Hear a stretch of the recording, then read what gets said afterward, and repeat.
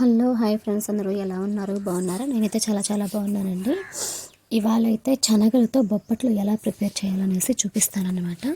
ఇదిగో నేనైతే ఒక 1.5 గ్లాసు శనగలు తీసుకున్నాను. ఆల్రెడీ పప్పు కుక్కర్లో వేసేసి ఉడకపెట్టేసాను అనమాట. మీకు ముందు చూపించలేదు, ముందు వీడియో తీద్దామనేసి నేనైతే అనుకోలేదు, తర్వాత అనుకున్నాను. అయితే ఇంకా హీట్ మొత్తం పోయిన తర్వాత శనగలు చల్లారిన తర్వాత ఏంటంటే దాంట్లో వాటర్ కొంచెం ఉన్నాయి అనేసి చేత్తో తీసేసి ఒక డిష్లోకి వేసేసి ఆ వాటర్ అని పక్కన పెట్టేసుకున్నాను అనమాట. ఒక వేరే గిన్నెలో పోసేసి పెట్టేశాను. ఆ తర్వాత ఇంకా రోట్లో వేస్తాను చూద్దామని అనుకొని ఎందుకులే అనేసి మళ్ళీ ఇంకా ఆ పప్పే కుక్కర్లో వేసేసి రోకలు బండేసి అవి మెత్తగా ఇట్లాగా దంచేసాను. శనగల్ని ఇట్లా ఊరకనే మెదిగిపోతాయి కదా ఉడికినవి, అందులో కొబ్బరి, బెల్లము ఇంకా వేసేసాను. కొబ్బరి ఏంటంటే తురుము పట్టేసాను అనమాట. బెల్లం కొంచెం పొడిగా దంచేసాను.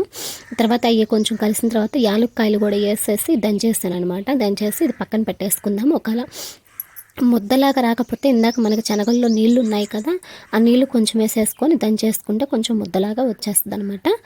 ఈ స్వీట్ అయితే చాలా బాగుంటుంది. ఒక్కసారి కానీ మీరు కానీ చేసుకొని తిన్నారంటే ఇంకా మళ్ళీ పిల్లలకు కూడా ఇదే పెట్టాలి అనిపించేంత బాగుంటుంది అనమాట. తర్వాత అయితే గోధుమ పిండి అయితే నేను తీసుకున్నాను. గోధుమ పిండి ఏంటంటే మనం ఎలా తీసుకోవాలంటే నేనంటే శనగలు నానేసాను కదా, ఆ పిండి ఎంత అయ్యింది అనేసి చూసుకొని దాన్ని బట్టి సరిపడినంత అయితే చేద్దామనేసి ఫిక్స్ అయ్యాను అనమాట. తర్వాత కొంచెం మనం నీళ్ళు వేసేసి ఉప్పు అవసరం లేదు, ఏం అవసరం లేదనమాట. కొంచెం నీళ్ళు వేసేసి కలిపేసాను చపాతీ పిండిలాగా కలిపేసేసి వాటిని ఉండలు చేసేసుకొని పూరీలాగా ఎట్లా చేస్తానో చూడండి. పూరి కాదు, సారీ, బొబ్బట్లు అంటారు వీటిని. స్వీటు చాలా బాగుంటుంది అనమాట. మీకు కానీ నచ్చితే లైక్ చేసి, షేర్ చేసి, సబ్స్క్రైబ్ చేసి బెల్ ఐకాన్ క్లిక్ చేస్తానని మీ ఫ్రెండ్స్ని, ఫ్యామిలీ మెంబర్స్కి, అందరికైతే రిలేటివ్స్గా షేర్ చేయడం మాత్రం అసలు మర్చిపోవద్దు. అలానే ఈ బొబ్బట్టు కూడా మీకు నచ్చిద్దనేసి ఆశిస్తున్నాను. నచ్చితే మాత్రం ఖచ్చితంగా నా కింద కామెంట్ సెక్షన్లో కామెంట్ పెట్టండి. మీరు కూడా ట్రై చేయండి, మీ ఇంట్లో వాళ్ళు కూడా ఇష్టంగా తింటారనమాట. నాకైతే ఇది నైట్ టైము అయిపోయింది, నాకు చాలా ఇబ్బందిగా అనిపిస్తుంది. పొలంలోకి వెళ్ళి పొలం పని చేసుకొని వచ్చేసి మళ్ళీ ఇక్కడికి వచ్చి చేసుకోవాలంటే కొంచెం ఇరిటేషన్గానే ఉండింది. ఇంకా అందుకే నేను ఫస్ట్ మీకు శనగలు ఉడకపెట్టేది కూడా చూపించలేదు. ఇంకా ఇదిగో ఇట్లా చిన్న పూరీలు చేసుకోండి. నేనైతే పెద్ద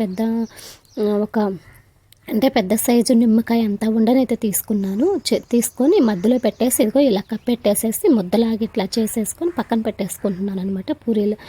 పూరీలు చిన్న పూరీలు చేసుకొని ఆ ముద్ద పెట్టేసుకొని పక్కన పెట్టేసుకున్నాను.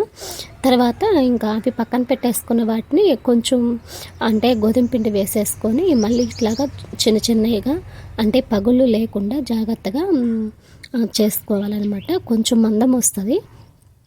ఇలాగా మొత్తం చేసేసుకొని పక్కన పెట్టేసుకొని స్టవ్ ముట్టించేసేసి ఇంకా ఒక దోసల పెనం ఉంటుంది కదా, దోసల పెనం అయితే ప్యాన్ పెట్టేసాను. ప్యాన్కి కొంచెం లైట్గా ఆయిల్ అప్లై చేశాను అనమాట, అంటుకోకుండా. తర్వాత ఇట్లాగా మనం ఇందాక చేసుకున్నాం కదా, అది కూడా ఆ ప్యాన్ మీద పెట్టేశాను. హీట్ అవుతుంటే కొంచెం నెయ్యి వేసుకుంటున్నాను అనమాట. నెయ్యి వేసుకుంటే చాలా బాగుంటుంది, చాలా టేస్టీగా ఉంటాయి.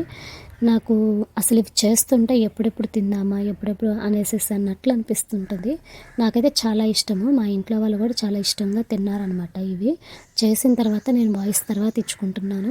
ముందు ఇద్దామనుకుంటే నాకు హడావిడిగా చేసుకుంటూ నాకు ఇంకా వాయిస్ ఇచ్చుకోలేకపోయాను.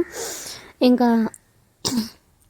ఇట్లాగా బాగా కాలిన తర్వాత దాంట్లో మనం బెల్లము, కొబ్బరి, యాలుక్కలు, పప్పు ఉంది కదా లోపల మధ్యలో అది కూడా బాగా పప్పు కూడా ఉడికిద్ది. ఆ నెయ్యి అంతా లోపలికి వెళ్ళిపోయేసేసి అసలు చాలా క్రిస్పీగా చాలా టేస్టీగా ఉంటుంది.